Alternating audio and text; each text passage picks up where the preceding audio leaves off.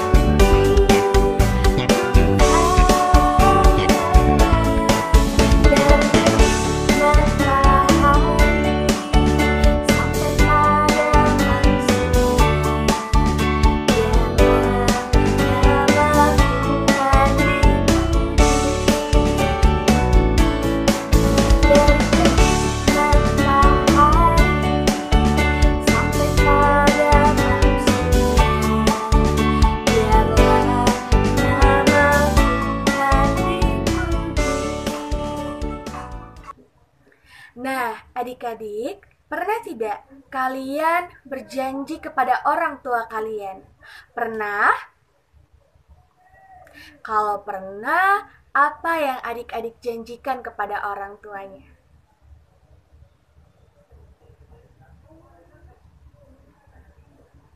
Iya, misalnya kita berjanji, Mama, besok pagi saya akan bangun dengan cepat dan tidak akan terlambat lagi. Atau, Papa, saya berjanji kalau saya akan lebih semangat dalam belajar. Iya, kita pasti pernah berjanji kepada orang tua kita, saudara kita, ataupun teman-teman kita. Dan jika kita berjanji, kita harus apa? Iya, betul sekali. Kita harus menepati janji kita agar kita menjadi contoh yang baik di lingkungan kita. Sekarang kita akan bermazmur. Adik-adik boleh siapkan Alkitabnya. Kita buka Mazmur pasal 43. Silahkan buka Mazmur pasal 43, ayatnya yang ketiga hingga ayatnya yang keempat. Mazmur pasal 43, ayatnya yang ketiga hingga ayatnya yang keempat. Sudah dapat semuanya? Iya, pintar. Ayat tulisan yang agak keluar akan kakak bacakan, tulisan yang agak ke dalam adik-adik yang akan membacakannya. Oke? Ya, kita mulai ya. Mazmur pasal 43, ayatnya yang ketiga hingga ayatnya yang keempat berbunyi, "Suruhlah terangmu dan kesetiaanmu datang, dan dibawa ke gunungmu yang kudus, maka aku dapat pergi ke mezbah Allah dan bersyukur kepadamu dengan kecapi. Amin. Kita akan membaca dan mendengarkan firman Tuhan. Namun sebelumnya, mari kita menyanyikan pujian kasih.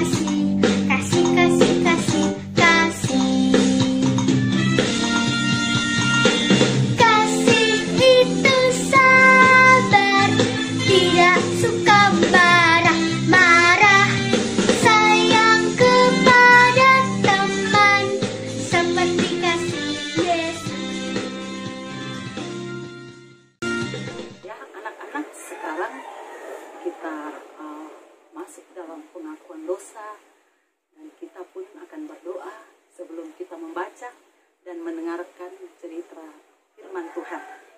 Jadi anak-anak, ibu guru mengajak anak-anak untuk lipat tangan dan tutup mata. Kita berdoa. Terima kasih Tuhan Yesus, kami panjatkan kepadamu pada hari Minggu yang indah ini, di mana kami pun sudah mengadakan ibadah sekolah ini. Tuhan Yesus, dalam minggu-minggu yang lalu, hari-hari yang lalu, kami telah berbuat kesalahan, telah membuat hati orang tua kami, teman-teman kami bersedih karena kelakuan kami, terutama kepada Tuhan. Ampuni dan kasihanilah kami, ya Tuhan. Dan sebentar lagi kami akan membaca dan mendengarkan akan firman. Buka hati kami Tuhan Yesus, agar anak-anak dapat mengerti akan maksud firman. Dalam namamu kami angkat doa ini. Amin. Anak-anakku yang kekasih, cerita kita pada hari ini terambil dari Hakim-Hakim 11 pada ayat yang pertama sampai dengan Hakim-Hakim 12, dari ayat pertama sampai ayatnya yang ke-7. Dan cerita ibu guru yang akan ceritakan pada hari ini berjudul Yeftah. Kita sudah dengar ya cerita ibu guru pada minggu-minggu yang lalu, bagaimana tokoh-tokoh bangsa Israel. Sekarang berjudul Yeftah. Yeftah adalah seorang pahlawan yang gagah perkasa. Dia adalah orang Gilead. Yeftah pada saat itu diusir oleh orang-orang Gilead. Lalu Yeftah melarikan diri dari sanak saudaranya karena dia diusir untuk meninggalkan tempat atau meninggalkan daerah Gilead pada saat itu. Lalu Yeftah lari meninggalkan sanak saudaranya, pergi ke tempat yang bernama Tob. Tob ini tulisannya T-O-B. Ya. Anak-anak, suatu ketika Bani Amon datang menyerang bangsa Gilead atau orang Israel pada saat itu. Lalu bangsa Gilead kalah. Negaranya atau daerahnya direbut oleh bangsa Amon. Sewaktu mereka sudah ditindas, orang-orang tua bangsa Gilead pergi mencari Yeftah. Mereka pergi pergi mencari Yefta ke sana kemari, lalu mereka mendapatkan Yefta. Sewaktu mereka mendapatkan Yefta, dia katakan, Yefta, tolong kami. Kami telah dikalahkan oleh Bani Amon. Kami ditindas, kami disiksa, bangsa kami diambil. Lalu Yefta katakan kepada mereka, bukannya kalian telah mengusir saya? Kenapa kalian datang lagi? Dia bilang, kami meminta maaf Yefta. Kami mohon kepadamu, tolong kami, jadilah pemimpin buat kami untuk melawan bangsa Bani Amon itu. Lalu Yefta katakan, jika Tuhan menolong saya, jika Tuhan melindungi saya, dan saya dapat mengalahkan Bani Amon, apakah kalian mau mengangkat saya menjadi pemimpin kalian? Lalu tua-tua bangsa Gilead mengatakan, iya, kami berjanji bahwa jika engkau dapat mengalahkan Bani Amon, kami akan mengangkat engkau menjadi pemimpin bangsa Gilead, pemimpin orang Israel pada saat itu. Lalu Yefta meminta kepada Tuhan, Tuhan tolong aku supaya aku dapat berperang melawan bangsa Amon.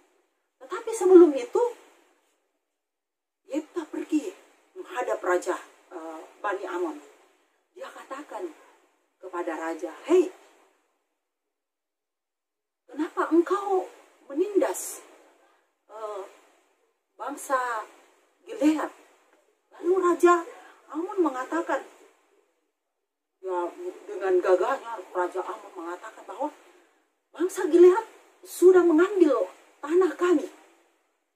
Lalu Yefta katakan, tanah kalian yang diambil.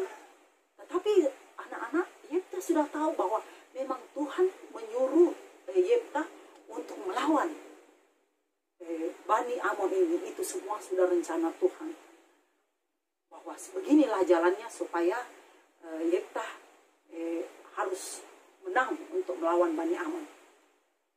Sewaktu Bani Amon tetap mempertahankan negara yang mereka menangkan dari bangsa Gilead, lalu Yefta katakan, kalau begitu kita perang.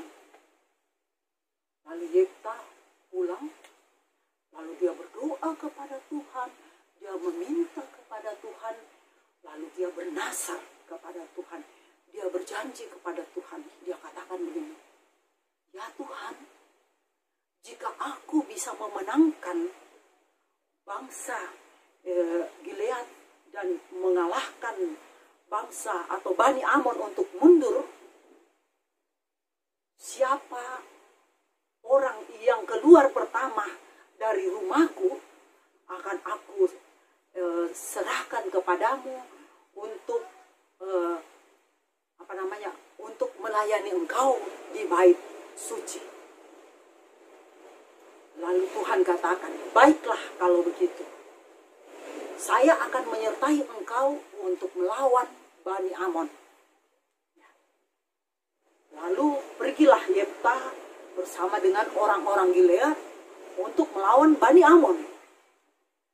Mereka waktu dalam peperangan akhirnya menanglah pasukan yang dipimpin oleh Yefta. Sewaktu Yefta bersama dengan pasukannya pulang, Yefta pulang ke daerahnya yang bernama Sippa. Waktu dia hendak tiba di depan rumahnya, betapa sedih hati Yefta. Karena apa anak-anak? Yang keluar pertama dari rumah Yefta adalah anak Yefta satu-satunya. Anak gadis Yefta. Anak satu-satunya berarti anak tunggal ya. Tidak punya kakak, tidak punya adik. Anak satu-satunya, anak tunggal yang Yefta sangat sayang, ya, yang Yefta sangat kasihi, yang Yefta sangat menyayanginya, karena dia hanya anak satu-satunya. Tapi Yefta sudah berjanji kepada Tuhan bahwa jika Tuhan menolong dia, melindungi dia untuk mengalahkan Bani Amon, siapa orang yang pertama keluar dari rumahnya untuk bekerja di bait Tuhan. Jadi dia sepenuhnya bekerja di bait Tuhan. Yefta sedih. Yefta katakan kepada anaknya, aduh, inilah kekalahan saya. Tetapi anaknya itu sewaktu menyambut ayahnya ya, dia pakai rebana, dia menari-menari menyambut kedatangan ayahnya. Tetapi ayahnya datang bukan datang dengan gembira, tetapi datang dengan sedih. Dia sedih bukan karena dia kalah, tidak, dia menang. Tetapi dia sedih karena janjinya dia kepada Tuhan. Tapi anaknya tahu kenapa ayah sedih. Lalu ayahnya katakan, Yefta katakan sama anaknya, saya sudah berjanji kepada Tuhan bahwa saya akan menyerahkan siapa yang pertama keluar dari rumahku. Tapi dengan kepolosan anaknya, dengan ketulusan anaknya, dia katakan, ayah, apa yang ayah sudah katakan kepada Tuhan, apa janji ayah harus tepati. Lalu dengan sedih hati, tetapi ayahnya harus mengikuti apa janji dia kepada Tuhan. Lalu ayahnya katakan, baiklah kalau begitu. Yefta adalah orang yang selalu dengar-dengaran kepada Tuhan. Yefta adalah orang yang setia mengerjakan janjinya kepada Tuhan. Apapun yang dia sangat hargai, anak satu-satunya, tapi karena dia setia menjalankan perintah atau janjinya kepada Tuhan, dia harus memberikan. Tapi apa yang terjadi anak-anak? Karena Tuhan tahu bahwa Yefta orang yang setia, Tuhan tahu bahwa Yefta adalah orang yang dengar-dengaran kepada perintah Tuhan. Lalu dimanapun Yefta pergi berperang, Yefta menang. Karena pada saat itu bangsa Efraim marah kepada Yefta. Dia katakan, hei Yefta, kenapa engkau tidak mengikutkan kami untuk berperang melawan Bani Amon? Kalau begitu saya akan membakar rumahmu. Yefta katakan, saya tidak takut. Silakan Yefta melawan Bani Efraim, bangsa Efraim. Dan Yefta menang. Semua bangsa-bangsa yang Yefta lawan, Yefta menang. Karena pertolongan dan penyertaan Tuhan kepada Yefta. Yefta setia. Yefta dengar-dengaran perintah Tuhan. Yefta tidak melanggar apa yang Tuhan perintahkan kepadanya. Lalu Yefta menjadi hakim di negara Gilead pada saat itu 6 tahun lamanya hingga Yefta mati. Anak-anak sekalian, dari cerita kita ini Tuhan mau mengajarkan kepada kita bahwa dalam kehidupan kita anak-anak, kita harus selalu setia kepada Tuhan. Kita harus dengar-dengaran apa yang Tuhan perintahkan kepada kita. Firman Tuhan itu adalah pedoman kita. Firman Tuhan adalah ajaran Tuhan yang harus kita ikuti. Melalui orang tua, dia mengajarkan kepada kita, kita harus dengar apa yang orang tua katakan. Kali lagi orang tua bilang tidak boleh berbuat begini, kita harus bikin. Dan jika kita berbuat salah, kita harus selalu meminta maaf. Dan jangan berbuat lagi kalau kita sudah meminta maaf. Harus setia selalu, rajin baca firman Tuhan, rajin berdoa. Ya, kita sekolah, rajin belajar supaya kita diberkati oleh Tuhan. Tuhan menolong kita supaya kita bisa menjadi anak yang pintar. Cita-cita kita bisa kita capai dan kita menjadi orang yang sukses. Oke? Itulah cerita kita tadi. Dan terpujilah Tuhan yang selalu melindungi dan selalu menolong kita untuk meraih cita-cita kita. Amin. Anak-anak, pembacaan kita tadi ya, Ibu Guru sudah sampaikan, terambil dari Hakim-Hakim 11 ayat pertama sampai dengan Hakim-Hakim 12 pada ayat pertama sampai ayat yang ke-7. Dan pembacaan Alkitab kita pada saat ini terambil dari Hakim-Hakim 12. Hakim-Hakim 12 pada ayatnya yang ketiga. Hakim-Hakim 12 pada ayat yang ketiga. Ibu guru akan bacakan ya. Hakim-Hakim 12 pada ayat yang ketiga berbunyi demikian. Ketika kulihat bahwa tidak ada yang datang menyelamatkan aku, maka aku mempertaruhkan nyawaku, dan aku pergi melawan Bani Amon itu, dan Tuhan menyerahkan mereka ke dalam tanganku. Mengapa pada hari ini kamu mendatangi aku untuk berperang melawan aku? Itulah pembacaan kita pada hari ini. Pujilah nama Tuhan yang dimuliakan. Amin. Nah, adik-adik, sekarang aktivitas kita adalah menghafal ayat Alkitab. Jadi, ayat hafalannya terambil dari Mazmur pasal 36 ayatnya yang kelima. Mazmur pasal 36 ayatnya yang kelima berbunyi, kejahatan dirancangkannya di tempat tidurnya, ia menempatkan dirinya di jalan yang tidak baik, apa yang jahat tidak ditolaknya.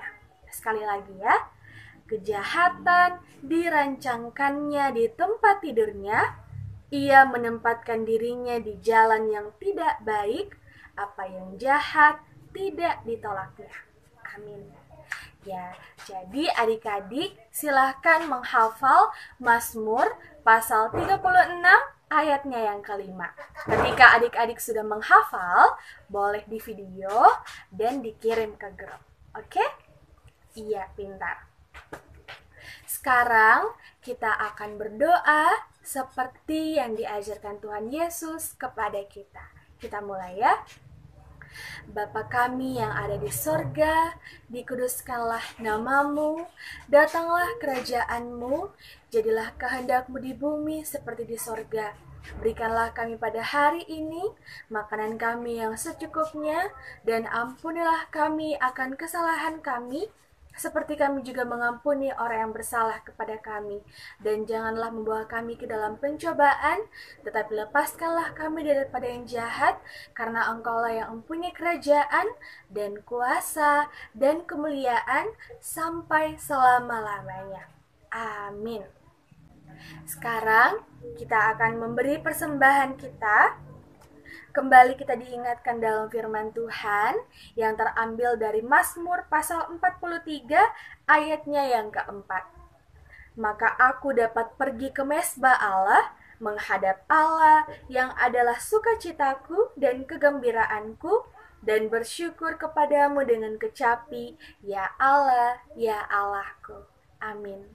Sambil persembahan kita berikan, kita menyanyikan lagu Kasih-Nya Seperti Sungai.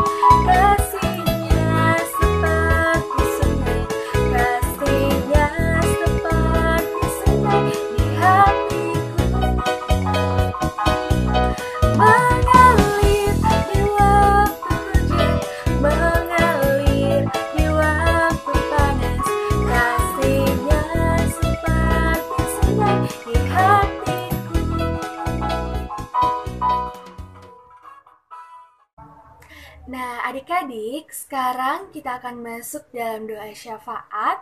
Semuanya duduk yang manis, duduk yang tenang, kita berdoa. Terima kasih Tuhan Yesus untuk kasih setiamu dalam kehidupan kami. Kami bersyukur buat persembahan yang telah kami berikan.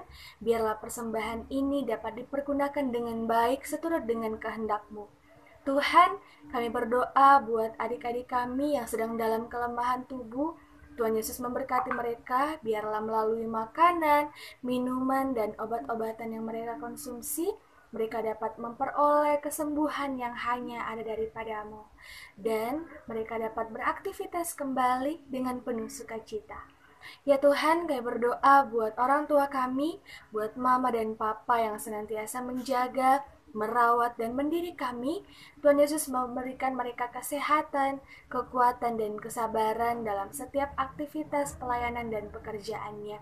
Kami juga berdoa buat guru-guru kami ya Tuhan, baik yang ada di sekolah maupun yang ada di sekolah minggu. Tuhan Yesus memberkati mereka, berikan kesehatan, kekuatan, dan kesabaran dalam setiap aktivitas pelayanan dan pekerjaannya. Kami berdoa buat adik-adik kami dalam masa pertumbuhannya, dalam keseharian, aktivitas, maupun dalam sekolahnya. Tuhan Yesus berikan mereka semangat belajar yang baik, agar kelak dapat menjadi kebanggaan orang tua terlebih Tuhan. Kami berdoa buat bangsa dan negara kami, biarlah bangsa dan negara kami bisa aman, tentram, dan damai. Terima kasih Tuhan Yesus, ini doa dan ucapan syukur kami. Dalam nama-Mu kami berdoa. Amin. Mari adik-adik kita bangkit berdiri. Dengarlah petunjuk hidup baru yang terambil dari Mazmur pasal 43 ayatnya yang ketiga. Suruhlah terang-Mu dan kesetiaan-Mu datang, supaya aku dituntun dan dibawa ke gunung-Mu yang kudus dan ke tempat kediaman-Mu. Kita menyanyikan pujian Apabila Kita Sukacita.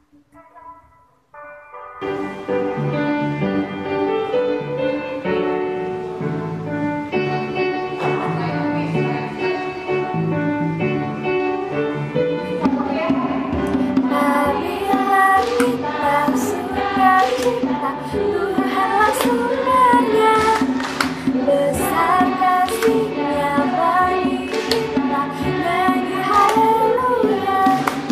Apabila kita sukacita, Tuhanlah sumbernya, besar kasih-Nya bagi kita, nyanyi haleluya.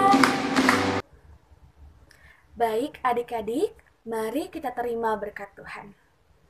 Tuhan melihat engkau, Tuhan menjaga engkau, Tuhan menyayangi engkau. Haleluya, haleluya, amin. Ya, demikianlah ibadah kita pada pagi hari ini. Terima kasih buat adik-adik sekolah minggu yang boleh bergabung dalam ibadah kali ini. Sampai ketemu di ibadah sekolah minggu selanjutnya. Tuhan Yesus memberkati. Dah. Aku diberkati.